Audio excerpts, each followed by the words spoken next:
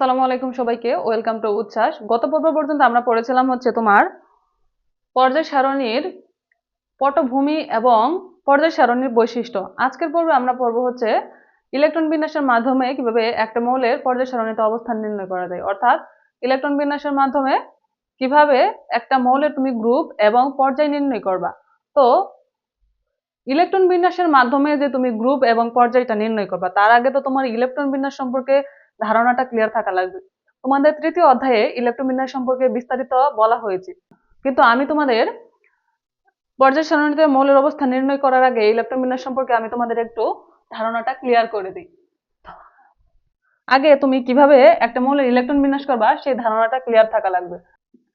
1s 2s 2p 3s 3p 3d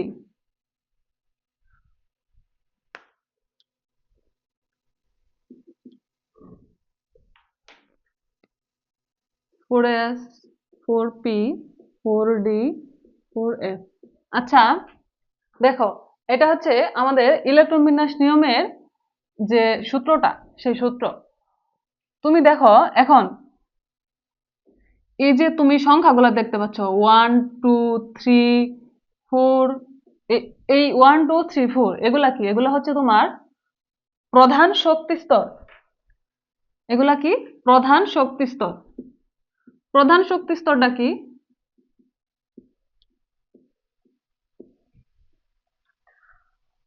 তোমরা অষ্টম শ্রেণীতে অবশ্যই ইলেকট্রন বিন্যাস সম্পর্কে জেনেছো, যেমন কক্ষপথে যে কক্ষপথের মাধ্যমে যে ইলেকট্রন বিন্যাস করতে হয় সেটা অবশ্যই তোমাদের একটা প্রাথমিক ধারণা আছে। তবু আমি একটু ক্লিয়ার করে দেই। দেখো, ধরো এটা হচ্ছে তোমাকে যদি বলা হয় যে প্রথম শক্তি স্তরে কয়টা ইলেকট্রন যাবে, এখানে 2টা ইলেকট্রন যেতে পারে। দ্বিতীয় শক্তি স্তরে 8টা, 1 2 3 4 5 6 7 8। তাহলে প্রথম শক্তি স্তরে তোমার 2টা ইলেকট্রন, দ্বিতীয় শক্তি স্তরে 8টা ইলেকট্রন, এবং তৃতীয় শক্তি স্তরেও কিন্তু তোমার 8টা ইলেকট্রন যেতে পারে। তো এই যে শক্তি স্তরগুলা তুমি ইলেকট্রন দিতেছ, এগুলা কি? এগুলা হচ্ছে প্রথম দ্বিতীয় তৃতীয়, অর্থাৎ কে এল এম।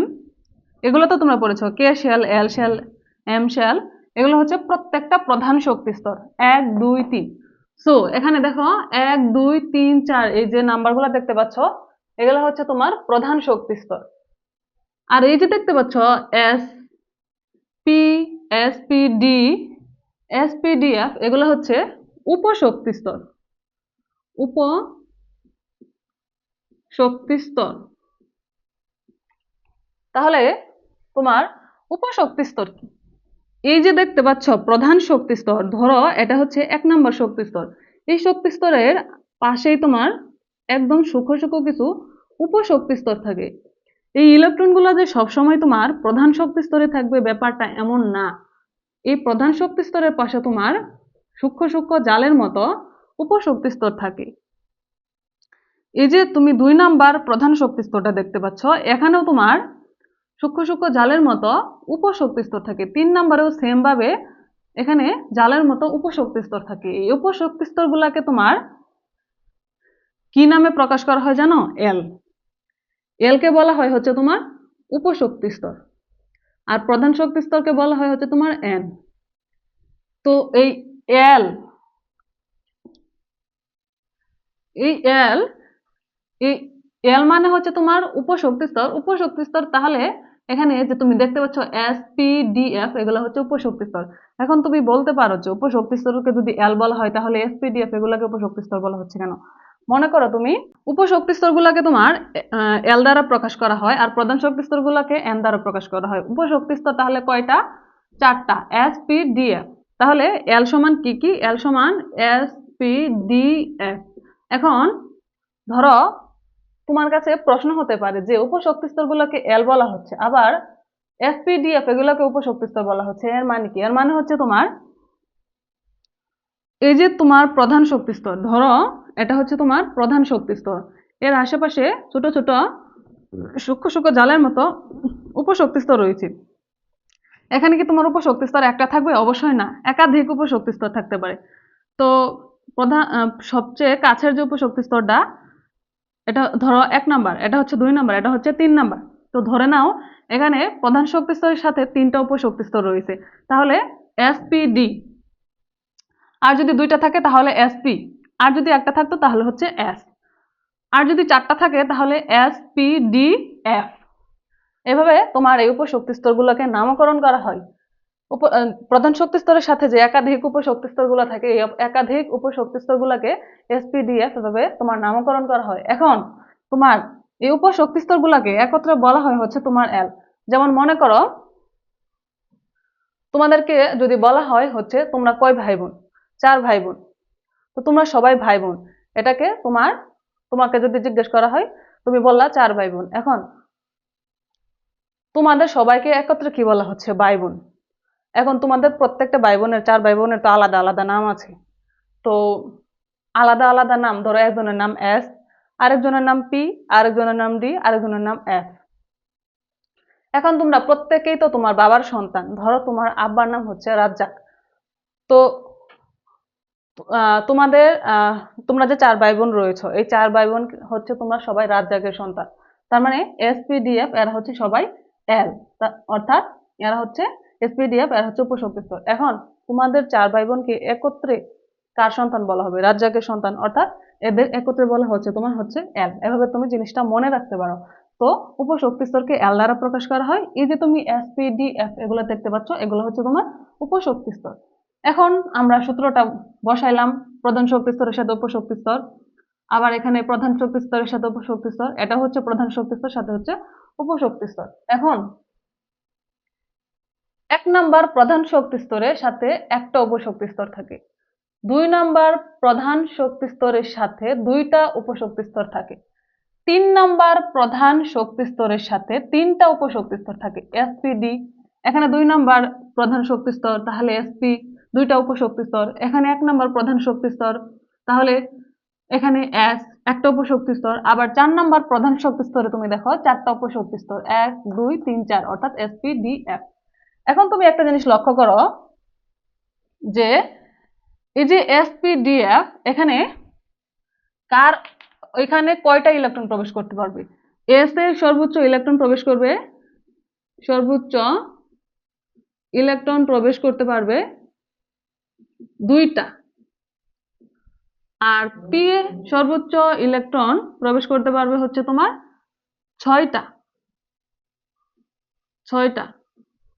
ডি এর সর্বোচ্চ ইলেকট্রন প্রবেশ করতে পারবে হচ্ছে 10টা, আর এফ এর সর্বোচ্চ ইলেকট্রন প্রবেশ করতে পারবে হচ্ছে তোমার 14টা। এখন আরেকটা বিষয়, তোমার এই যে সূত্রটা তুমি দেখতে পাচ্ছ 1s, অর্থাৎ 1 নাম্বার প্রধান শক্তি স্তর, 1 নাম্বার প্রধান শক্তি স্তরে একটাই উপশক্তি স্তর, সেটা হচ্ছে এস, অর্থাৎ 1s। 2 নাম্বারে 2টা উপশক্তি স্তরই থাকবে, এসপি। 3 নাম্বারে 3টা উপশক্তি স্তর থাকবে, এসপিডি।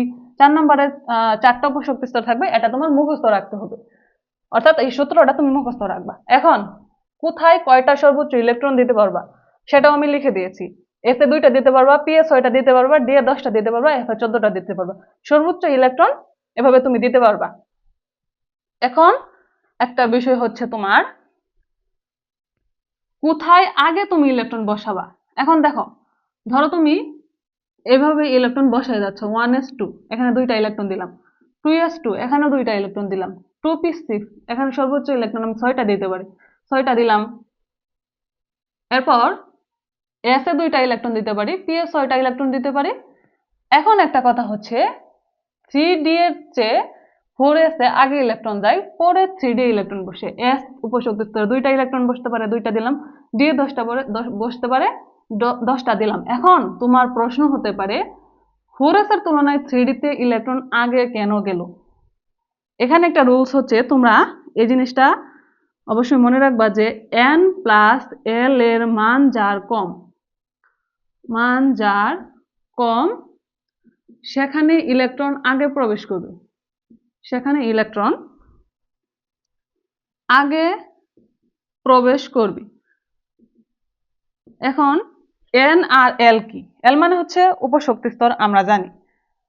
তো যে এখন n+l এর মানটা যদি আমরা বের করি 3d আর 4s এর ক্ষেত্রে, তাহলে 3d তে তুমি দেখো n মানে হচ্ছে প্রধান শক্তি স্তর, এখানে প্রধান শক্তি স্তর কত 3 যোগ l এর মান, l কোনটা আছে d আছে, d এর মান কত, এখন দেখো s এর মান হচ্ছে 0, p এর মান হচ্ছে 1, d এর মান হচ্ছে 2, f এর মান হচ্ছে 3। এই উপশক্তি স্তরগুলা যে, এই উপশক্তি স্তরগুলোর মান হচ্ছে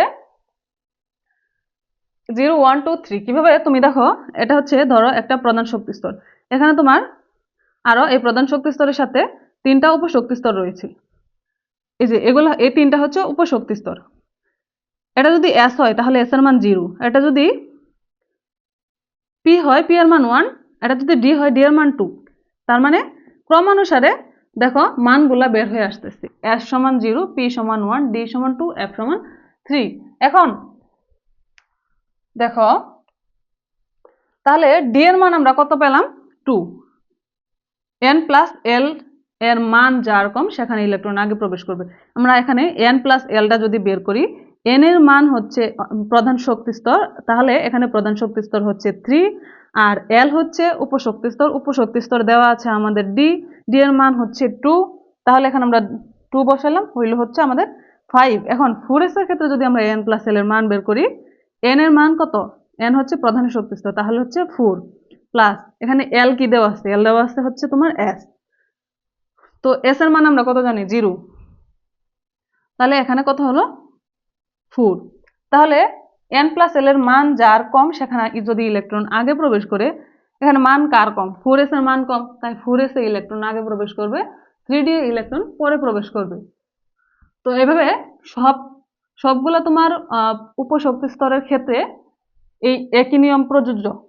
এখন যদি এমন হয় n+l এর মান দুইজনেরই সমান, সেক্ষেত্রে ইলেকট্রন কোথায় প্রবেশ করবে, সেক্ষেত্রে প্রধান শক্তি স্তরের মান যার কম সেখানে ইলেকট্রন আগে প্রবেশ করবে। আমি যদি একটা উদাহরণ দিই তোমাদের ক্লিয়ার হবে। তুমি দেখো এখানে ধরো 3d নাকি 4p কোথায় ইলেকট্রন আগে প্রবেশ করবে, দেখো n+l এর মান যদি বের করি, এখানে n এর মান হচ্ছে 3 আর l এর মান হচ্ছে d সমান কত 2 5, আবার 4p এ n এর মান কত 4 প্লাস p এর মান কত, p এর মান 1, কত হইলো 5। এখন দুইজনের মানই সমান, তোমাকে যদি কোশ্চেন করা হয়, এটা কিন্তু তোমাদের এমসিকিউ আসবে, এগুলো কিন্তু তোমাদের বোর্ড পরীক্ষায় এমসিকিউ এরকম অহরহ আসে যে নিচের কোনটিতে ইলেকট্রন আগে প্রবেশ করবে, তো তুমি এখানে কোথায় ইলেকট্রন আগে প্রবেশ করাবা, 3d তে নাকি 4p তে। তুমি দেখো দুইটারই n+l এর মান সমান, তাহলে সেক্ষেত্রে n এর মান যার কম, অর্থাৎ প্রধান শক্তি স্তরের মান যার কম সেখানে ইলেকট্রন আগে প্রবেশ করবে।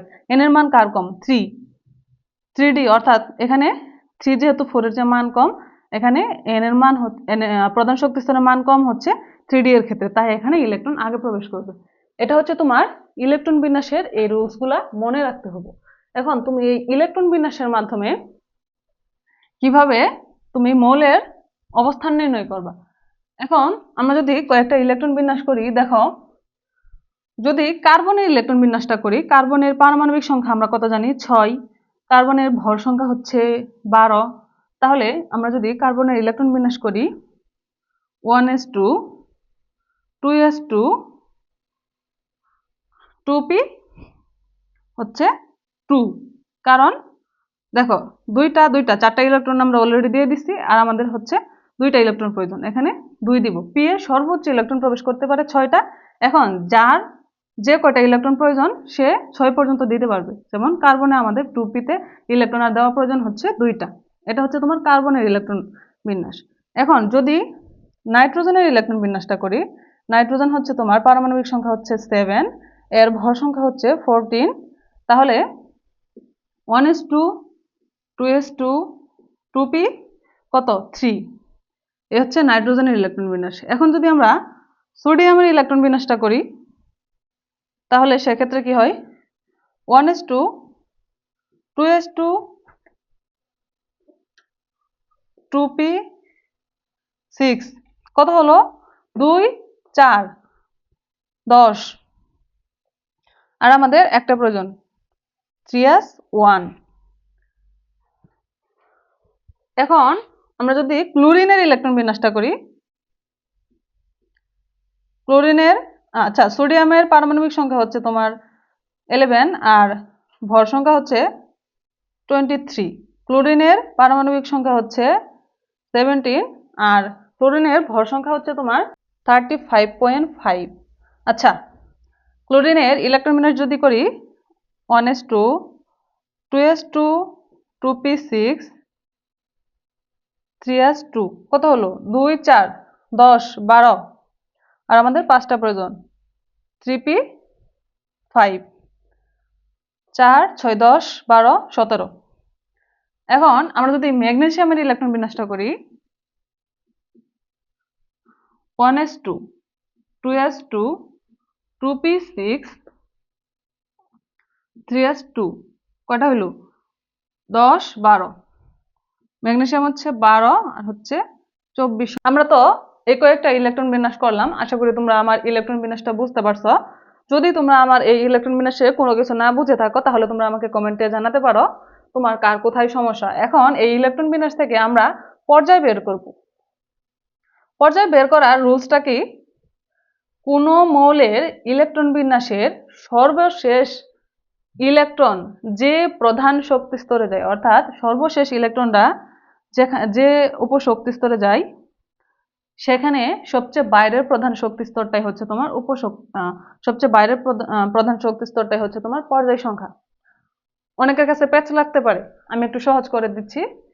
কোন মৌলের সর্বশেষ ইলেকট্রনটা যে জায়গায় গিয়েছে, দেখো কার্বনের সর্বশেষ ইলেকট্রনটা গিয়েছে হচ্ছে 2p-তে। এই 2p এর ক্ষেত্রে প্রধান শক্তি স্তর কোনটা 2, অর্থাৎ সবচেয়ে বাইরের প্রধান শক্তি স্তরই হচ্ছে তার পর্যায় সংখ্যা। তাহলে কার্বনের পর্যায় কত, পর্যায় হচ্ছে 2। নাইট্রোজেনের ক্ষেত্রে তুমি দেখো সর্বশেষ ইলেকট্রনটা যে প্রধান শক্তি স্তরে গেছে, তুমি দেখো সর্বশেষ ইলেকট্রনটা কোথায় গিয়েছে 2p-তে। তাহলে এখানে প্রধান শক্তি স্তর কোনটা 2, তাহলে কার্বনের পর্যায় নাইট্রোজেনের পর্যায় কোনটা 2।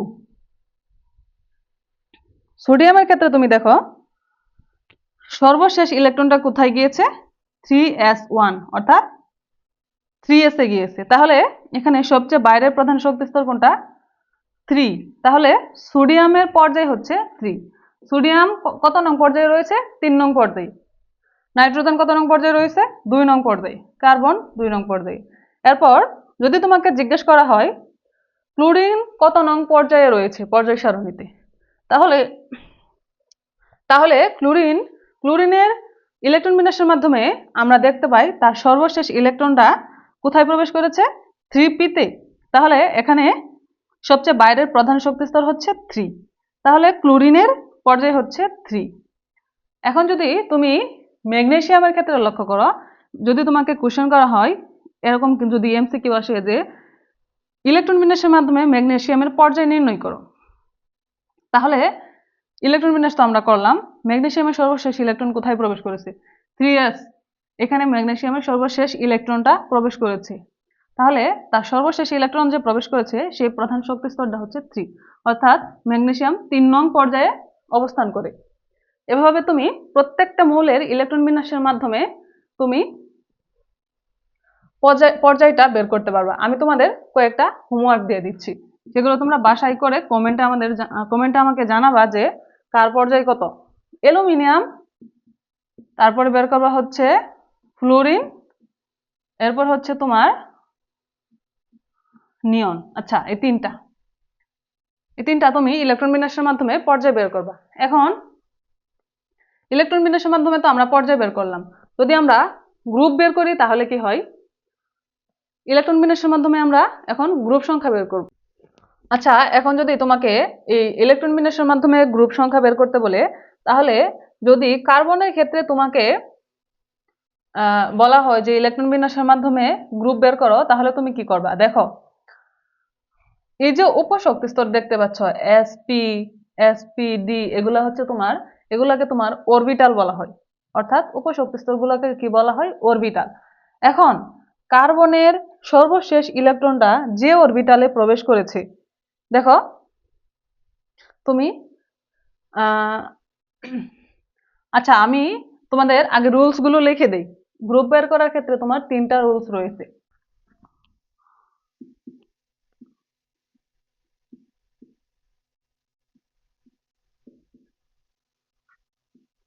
ওয়ান,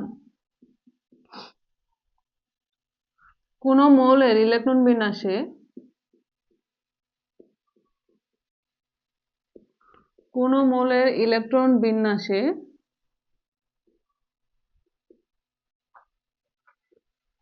সবচেয়ে বাইরের প্রধান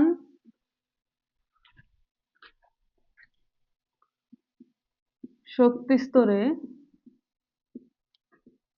যদি শুধু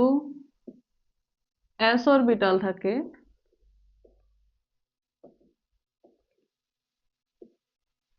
তাহলে s অরবিটালে ইলেকট্রন সংখ্যাই হচ্ছে ওই মৌলের গ্রুপ সংখ্যা।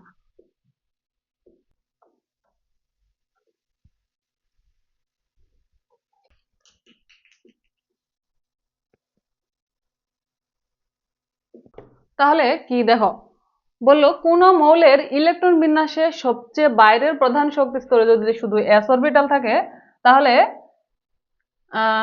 s অরবিটালের ইলেকট্রন সংখ্যা হচ্ছে ও মৌলের গ্রুপ সংখ্যা। তুমি দেখো হাইড্রোজেনের ইলেকট্রন বিন্যাসটা করো, হাইড্রোজেনের পারমাণবিক সংখ্যা হচ্ছে 1, তাহলে 1s1। এই যে বললো কোন মৌলের ইলেকট্রন বিন্যাসে বাইরের প্রধান শক্তিস্তর মানে হচ্ছে যে শক্তিস্তরটা সবচেয়ে বাহিরে থাকবে, অর্থাৎ যে শক্তিস্তরে সর্বশেষ ইলেকট্রন প্রবেশ করবে। দেখো সর্বশেষ ইলেকট্রন প্রবেশ করেছে 1s এ, তাহলে সেখানে যদি শুধুমাত্র অরবিটাল s থাকে, উপশক্তিস্তরগুলো sp-df এগুলোকে কিন্তু তোমার অরবিটাল বলা হয়। তো শুধু যদি s অরবিটাল থাকে তাহলে s অরবিটালের ইলেকট্রন সংখ্যা হচ্ছে তার গ্রুপ সংখ্যা। এখানে কি শুধুমাত্র s অরবিটাল আছে না, তাহলে s অরবিটালের ইলেকট্রন সংখ্যা কত? 1, তাহলে হাইড্রোজেনের গ্রুপ সংখ্যা হচ্ছে 1, গ্রুপ 1। এখন তুমি সোডিয়ামেরটা বের করো। সোডিয়াম হচ্ছে 11, 1s2, 2s2, 2p6, 3s1, 10, 11। তাহলে সবচেয়ে বাইরের প্রধান শক্তিস্তর কোনটা, অর্থাৎ যে শক্তিস্তরে সর্বশেষ ইলেকট্রন প্রবেশ করেছে 3, তাহলে এই 3-তে অরবিটাল কোনটা আছে? শুধুমাত্র s অরবিটাল আছে। তো তাহলে শুধুমাত্র যদি s অরবিটাল থাকে তাহলে s অরবিটালের ইলেকট্রন সংখ্যা হচ্ছে তার গ্রুপ সংখ্যা। এখানে ইলেকট্রন সংখ্যা কত? 1, তাহলে সোডিয়ামের গ্রুপ সংখ্যা হচ্ছে 1। এখন যদি তুমি লিথিয়াম বের করো, লিথিয়াম হচ্ছে 3 নম্বর, লিথিয়ামের পারমাণবিক সংখ্যা হচ্ছে 3, তাহলে তুমি দেখো 1s2, 2s1। লিথিয়ামের ইলেকট্রন বিন্যাস করার পর তুমি দেখো তার সবচেয়ে বাইরের প্রধান শক্তি স্তর, অর্থাৎ যে শক্তি স্তরে সর্বশেষ ইলেকট্রন প্রবেশ করেছে সেটা হচ্ছে 2। তাহলে এখানে অরবিটাল শুধুমাত্র s অরবিটাল রয়েছে 2s, এখানে কিন্তু 2p নাই, অর্থাৎ 2p ইলেকট্রন প্রবেশ করে নাই। তাহলে যদি সবচেয়ে বাইরের প্রধান শক্তি স্তরে শুধুমাত্র s অরবিটাল থাকে, s অরবিটালের ইলেকট্রন সংখ্যা হচ্ছে এখানে 1, তাহলে লিথিয়ামের গ্রুপ সংখ্যা হচ্ছে তোমার 1, গ্রুপ 1। তুমি যদি ম্যাগনেসিয়াম বের করো, ম্যাগনেসিয়াম হচ্ছে 12, তাহলে 1s2, 2s2, 2p6, 3s2, 4, 10, 12। তাহলে ম্যাগনেসিয়ামের তোমার ইলেকট্রন বিন্যাসে তুমি দেখো সবচেয়ে বাহিরের প্রধান শক্তিস্তর কোনটা? 3, কারণ 3s এ আমাদের সর্বশেষ ইলেকট্রন প্রবেশ করেছে। তাহলে সবচেয়ে বাহিরের প্রধান শক্তিস্তরে অরবিটাল রয়েছে শুধুমাত্র s, তাহলে s এর ইলেকট্রন সংখ্যা কত? এখানে 2, অর্থাৎ ম্যাগনেসিয়ামের গ্রুপ সংখ্যা হচ্ছে 2, গ্রুপ হচ্ছে 2। এখন দেখো তুমি যদি ক্যালসিয়ামের ইলেকট্রন বিন্যাসটা করো, যদি তোমাকে ক্যালসিয়ামের তোমার গ্রুপ সংখ্যা বের করতে বলে, ক্যালসিয়াম হচ্ছে 20, অর্থাৎ 20। এখন দেখো 1s2, 2s2, 2p6 3s2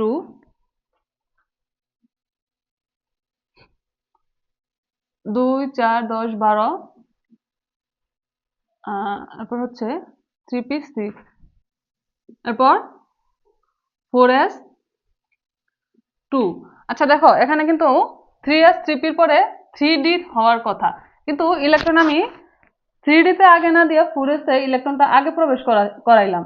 এর কারণ কি, এটা কিন্তু আমি কিছুক্ষণ আগে তোমাদের এক্সপ্লেন করেছি যে n+l এর মান যার কম সেখানে ইলেকট্রন আগে প্রবেশ করবে, এবং এই দুইটা দিয়ে আমি উদাহরণ দিয়েছি। 4s এ 3d এর চেয়ে আগে ইলেকট্রন প্রবেশ করে। তো এখন দেখো, এখন যদি তোমাকে ক্যালসিয়ামের গ্রুপ সংখ্যা বের করতে বলে সেক্ষেত্রে তুমি কি করবা? ক্যালসিয়ামের ইলেকট্রন বিন্যাসে সবচেয়ে বাহিরের প্রধান শক্তিস্তর কোনটা? 4s। এখানে শুধুমাত্র s অরবিটাল রয়েছে, তাহলে s অরবিটালের ইলেকট্রন সংখ্যা কত? 2। সবচেয়ে বাহিরের প্রধান শক্তিস্তরে যদি s অরবিটাল থাকে, সেই s অরবিটালের ইলেকট্রন সংখ্যা হচ্ছে তার গ্রুপ সংখ্যা, তাহলে তার গ্রুপ কত? 2। আশা করি বুঝতে পারছো, এটা হচ্ছে রুল 1, অর্থাৎ নিয়ম 1। গ্রুপ বের করার ক্ষেত্রে তোমার নিয়ম 1। এখন আমরা দেখব রুল 2।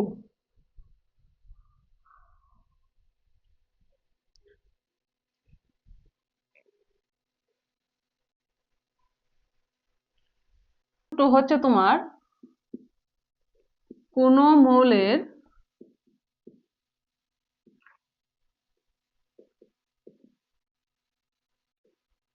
ইলেকট্রন বিন্যাসে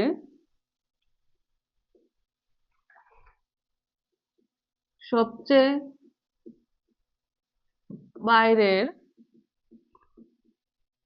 প্রধান শক্তিস্তরে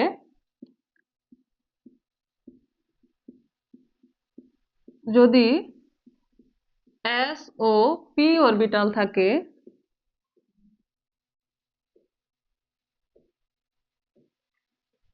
তাহলে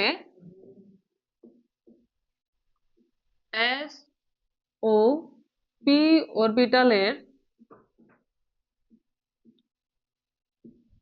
ইলেকট্রন সংখ্যার সাথে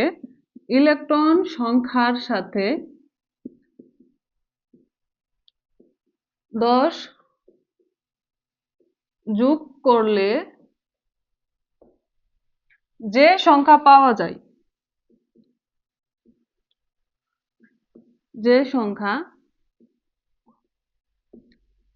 যায় সেটা হচ্ছে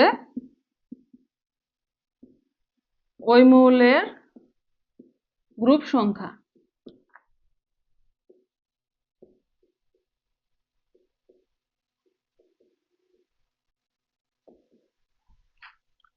অর্থাৎ কোন মৌলের ইলেকট্রন বিন্যাসে সবচেয়ে বাইরের প্রধান শক্তিস্তরে যদি s ও p অরবিটাল থাকে তাহলে s ও p অরবিটালের ইলেকট্রন সংখ্যার সাথে 10 যোগ করলে যে সংখ্যা পাওয়া যায় সেটা হচ্ছে তার গ্রুপ সংখ্যা। এর মানে হচ্ছে তুমি অক্সিজেনের ইলেকট্রন বিন্যাসটা করো। অক্সিজেনের পারমাণবিক সংখ্যা কত? 8। আচ্ছা, অক্সিজেনের পারমাণবিক সংখ্যা যদি 8 হয় তাহলে তুমি আর ইলেকট্রন বিন্যাসটা করো তো 1s2 2s2 2p4 2 4 আর 4 হচ্ছে 8। তাহলে কোন মৌলের ইলেকট্রন বিন্যাসে সবচেয়ে বাইরের প্রধান শক্তি স্তরে যদি s ও p অরবিটাল থাকে, সবচেয়ে বাইরের প্রধান শক্তি স্তর, সরি এখানে আমার একটু লিখতে ভুল হয়েছে, 2p4। তুমি দেখো সবচেয়ে বাইরের প্রধান শক্তি স্তর কোনটা? 2। সবচেয়ে বাইরের প্রধান শক্তি স্তর হচ্ছে 2। সবচেয়ে বাইরের প্রধান শক্তি স্তরে যদি s ও p অরবিটাল থাকে, দেখো সবচেয়ে বাইরের প্রধান শক্তি স্তর আমাদের 2, এখানে s ও p অরবিটাল আছে। সবচেয়ে বাইরের প্রধান শক্তি স্তরে যদি s ও p অরবিটাল থাকে তাহলে s ও p অরবিটালের ইলেকট্রন সংখ্যার সাথে 10 যোগ করলে যে সংখ্যা পাওয়া যায়, এখানে ইলেকট্রন সংখ্যা কত? 2 8 4 6। তাহলে এই 6 এর সাথে আমরা আরো 10 যোগ করব, তাহলে কত হয়? 16। তাহলে অক্সিজেনের গ্রুপ সংখ্যা হচ্ছে তোমার 16। এখন যদি তোমাকে ফ্লুরিনের ইলেকট্রন বিন্যাসের মাধ্যমে গ্রুপ সংখ্যা বের করতে বলে, ফ্লুরিনের পারমাণবিক সংখ্যা হচ্ছে 9। এখন তুমি ফ্লুরিনের ইলেকট্রন বিন্যাসটা করো 1s2 2s2 2p5। এখানে সবচেয়ে বাইরের প্রধান শক্তি স্তর কোনটা? 2। সবচেয়ে বাইরের প্রধান শক্তি স্তরে কি অরবিটাল আছে? s আর p অরবিটাল আছে। তাহলে s ও p অরবিটালের ইলেকট্রন সংখ্যা আগে যোগ করব। 2 5 7 এর সাথে আরো 10 যোগ করব, কত? 17। তাহলে ফ্লুরিনের গ্রুপ সংখ্যা হচ্ছে 17। এখন যদি তোমাকে নিয়নের ইলেকট্রন বিন্যাসের মাধ্যমে নিয়নের গ্রুপ সংখ্যা বের করতে বলে, নিয়ন হচ্ছে তোমার 10, পারমাণবিক সংখ্যা 10। আগে ইলেকট্রন বিন্যাস করো, 1s2 2s2 2p6, কত হলো? 10। 2 4 10। এখন সরি 2p6 সবচেয়ে বাইরের প্রধান শক্তি স্তর কোনটা? সবচেয়ে বাইরের প্রধান শক্তি স্তর হচ্ছে 2। এখানে কি অরবিটাল আছে? s আর p। s আর p এ অরবিটালে ইলেকট্রন সংখ্যার সাথে 10 যোগ করব, 2 যোগ 6 যোগ 10, তাহলে কত হলো? 18। নিয়নের গ্রুপ সংখ্যা হচ্ছে 18। তুমি যদি আরো মৌল বের করতে চাও সেগুলোও বের করা যাবে। দেখো, যদি আমরা অ্যালুমিনিয়ামের ইলেকট্রন বিন্যাসের মাধ্যমে গ্রুপ সংখ্যা বের করি, অ্যালুমিনিয়ামের পারমাণবিক সংখ্যা হচ্ছে 13। তাহলে ইলেকট্রন বিন্যাস হচ্ছে 1s2 2s2 2p6 3s2 3s2 3p1। তাহলে অ্যালুমিনিয়ামের ইলেকট্রন বিন্যাসের ক্ষেত্রে সবচেয়ে বাহিরের প্রধান শক্তি স্তর হচ্ছে তোমার 3। সবচেয়ে বাহিরের প্রধান শক্তি স্তরে অরবিটাল আছে s আর p। s আর p অরবিটালে যে কয়টা ইলেকট্রন আছে সেই ইলেকট্রনের সংখ্যার সাথে আমরা আরো 10 যোগ করে দিব, তাহলে হচ্ছে 13। তাহলে অ্যালুমিনিয়ামের গ্রুপ সংখ্যা কত? 13। এখন যদি আমরা সিলিকনের গ্রুপ সংখ্যা বের করি, সিলিকনের পারমাণবিক সংখ্যা হচ্ছে 14। তাহলে 1s2 2s2 2p6 3s2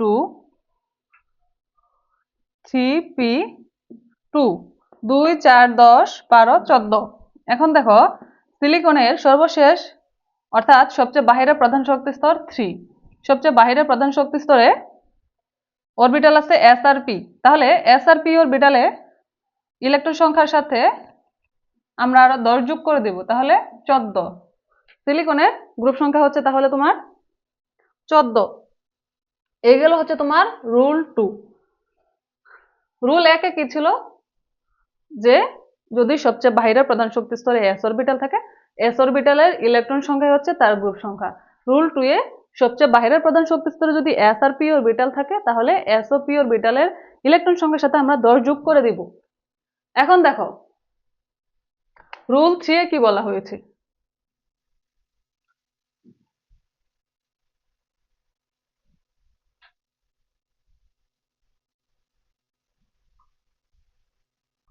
কোন মৌলের ইলেকট্রন বিন্যাসে সবচেয়ে বাহিরের প্রধান শক্তি স্তরে যদি s অরবিটাল থাকে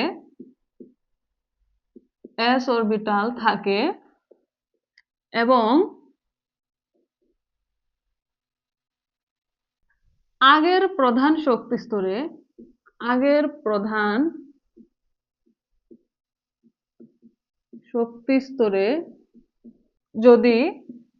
যদি d অরবিটাল থাকে,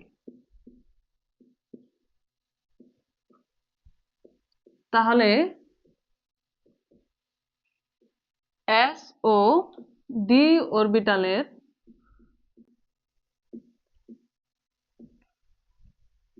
ইলেকট্রন সংখ্যা যোগ করলে গ্রুপ নম্বর পাওয়া যাবে। ইলেকট্রন সংখ্যা যোগ করলেই গ্রুপ নম্বর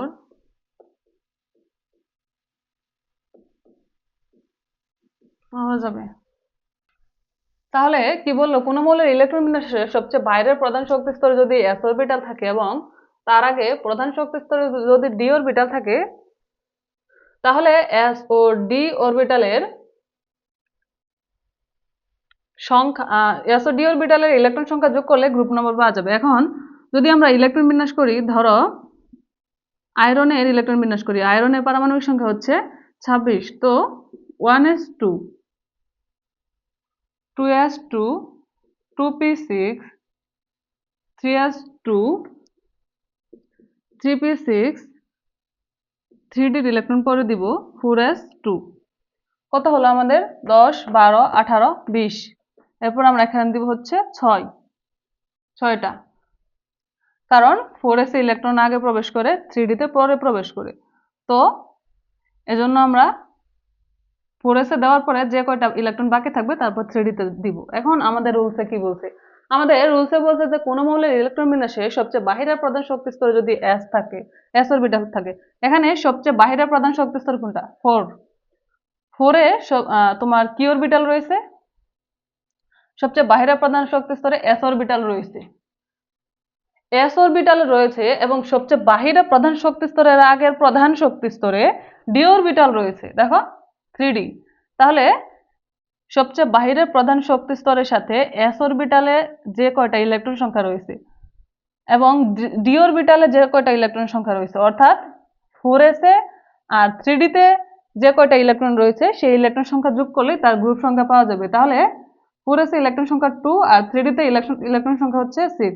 তাহলে আয়রনের গ্রুপ সংখ্যা হচ্ছে তোমার 8। তোমাদের বইয়ে তোমরা লক্ষ্য করবা একটা জিনিস, দেখো তোমাদের বইয়ে এখানে যে একটা ইলেকট্রন বিন্যাসের ছক দেওয়া হয়েছে, এখানে তোমাদের বাহিরের প্রধান শক্তি স্তর বোঝার সুবিধার্থে দেখো তোমরা লাল রং করে দেওয়া হয়েছে সবচেয়ে বাহিরের প্রধান শক্তি স্তর কোনটা। সবচেয়ে বাহিরের প্রধান শক্তি স্তর কোনটা এটা তো চোখে দেখলেই বোঝা যায় যে সবচেয়ে বাহিরে যে শক্তি স্তরটা থাকে, এখানে দেখো 2, এখানে হচ্ছে 3, আর এখানে হচ্ছে 4। এই যে এখানে 4। আচ্ছা, আমরা এই রুলসের নিয়ম অনুসারে আরেকটা ইলেকট্রন বিন্যাসের মাধ্যমে যদি আমরা গ্রুপ সংখ্যা বের করি, টাইটানিয়ামের ইলেকট্রন সংখ্যা হচ্ছে অর্থাৎ টাইটানিয়ামের পারমাণবিক সংখ্যা হচ্ছে তোমার 22। তো এটা যদি আমরা ইলেকট্রন বিন্যাস করি কি হয়? 1s2, 2s2, 2p6, 3s2, 3p6, কত হলো? 10 12 18। আগে আমরা 3d তে না দিয়ে 4s দিব, 4s এ 2 আর 3d তে 2। 10 12 18 20 22। এখন দেখো সবচেয়ে বাহিরের প্রধান শক্তি স্তর কোনটা? 4। সবচেয়ে বাহিরের প্রধান শক্তি স্তরে s অরবিটাল রয়েছে এবং তার আগের প্রধান শক্তি স্তরে d অরবিটাল রয়েছে। সো আমরা এই s অরবিটাল এবং d অরবিটালে ইলেকট্রন সংখ্যা যোগ করে দিব, 2 যোগ 2, তাহলে আর গ্রুপ সংখ্যা হচ্ছে 4। ভ্যানাডিয়ামের যদি আমরা ইলেকট্রন বিন্যাসের মাধ্যমে গ্রুপ সংখ্যা বের করি, ভ্যানাডিয়ামের পারমাণবিক সংখ্যা হচ্ছে 23। তাহলে দেখো 1s2, 2s2, 2p6, 3s2, 3p6, 3d তে ইলেকট্রন পরে দিব 4s2, 3d 3। এখন সবচেয়ে বাইরের প্রধান শক্তি স্তর 4, এখানে s অরবিটাল রয়েছে এবং তার আগের প্রধান শক্তি স্তরে d অরবিটাল রয়েছে। তাহলে s ও d অরবিটালের ইলেকট্রন সংখ্যা আমরা যোগ করে দিব, 2 যোগ 3 5। এই 5 হচ্ছে ভ্যানাডিয়ামের গ্রুপ সংখ্যা। আশা করি তোমরা এই গ্রুপ সংখ্যা বের করার যে 3টা নিয়ম এবং পর্যায় সংখ্যা বের করার যে নিয়ম, এটা তোমরা বুঝতে পারছো। আমি আবার একটু শর্টকাটে সামারাইজ করে দিই। কোন মৌলের ইলেকট্রন বিন্যাসের সবচেয়ে বাহিরের প্রধান শক্তি স্তরে হচ্ছে তার পর্যায় সংখ্যা, অর্থাৎ এখানে যদি তুমি পর্যায় বের করতে যাও, সবচেয়ে বাহিরের প্রধান শক্তি স্তর হচ্ছে 4, আর এখানে সবচেয়ে বাহিরের প্রধান শক্তি স্তর 4, অর্থাৎ সবচেয়ে বাহিরের প্রধান শক্তি স্তরটাই হচ্ছে তার পর্যায় সংখ্যা। আর গ্রুপ সংখ্যা বের করার ক্ষেত্রে 3টা রুলস। প্রথম রুলসটা হচ্ছে যদি কোনো মৌলের ইলেকট্রন বিন্যাসের সবচেয়ে বাহিরের প্রধান শক্তি স্তরে শুধুমাত্র s অরবিটাল থাকে, তাহলে ওই s অরবিটালের ইলেকট্রন সংখ্যা হচ্ছে তার গ্রুপ সংখ্যা। এবং দ্বিতীয় রুলসটা হচ্ছে কোনো মৌলের ইলেকট্রন বিন্যাসে যদি সবচেয়ে বাহিরের প্রধান শক্তি স্তরে s p অরবিটাল থাকে, তাহলে s p অরবিটালের ইলেকট্রন সংখ্যার সাথে 10 যোগ করলে যে সংখ্যাটা পাওয়া যাবে সেটাই হচ্ছে তার গ্রুপ সংখ্যা। এবং রুল 3 হচ্ছে কোনো মৌলের ইলেকট্রন বিন্যাসে সবচেয়ে বাহিরের প্রধান শক্তি স্তরে যদি s অরবিটাল থাকে এবং তার আগে যদি d অরবিটাল থাকে, তাহলে ওই s ও d অরবিটালের ইলেকট্রন সংখ্যা হচ্ছে তার গ্রুপ সংখ্যা। আশা করি তোমরা ইলেকট্রন বিন্যাসের মাধ্যমে গ্রুপ সংখ্যা এবং পর্যায় সংখ্যা বের করার নিয়মটা খুব ভালোভাবে বুঝতে পারতো। যদি কারো কোথাও লেকিংস থাকে, কোনো কিছু তোমাদের বুঝতে অসুবিধা হয়, তোমরা আমাকে কমেন্টে জানাতে পারো। নেক্সট ক্লাসে আমরা এই অধ্যায়ের বাকি অংশটুকু আমরা পড়বো।